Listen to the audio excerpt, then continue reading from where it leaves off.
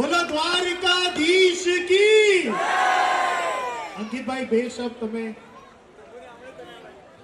Thank you યાર, thank you. પહેલા તો મુંબઈમાં હતા તો લોકલમાં એટલી ભીડ હતી કે નો ગમતું, પણ હવે તો પ્રેમ માટે એટલી ભીડ છે. આને કહેવાય કાનાની માયા. થેન્ક યુ યાર, થેન્ક યુ સો મચ. વધારે શું બોલું, કારણ કે મેન તો ભગવાને કેમ છો બધા, અને મેન તો ભગવાને આ બધાને સિલેક્ટ કર્યા છે, એમાં હું આવી ગયો.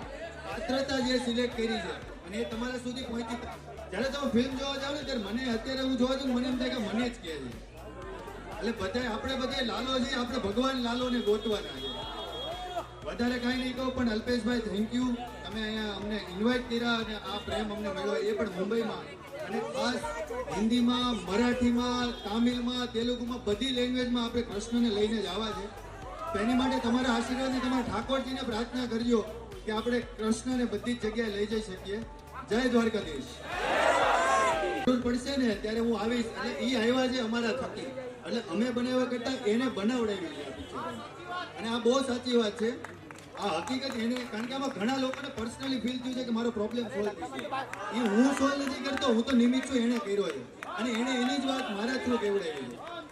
જય દ્વારકાધીશ. આપણે વિડીયો લઈએ.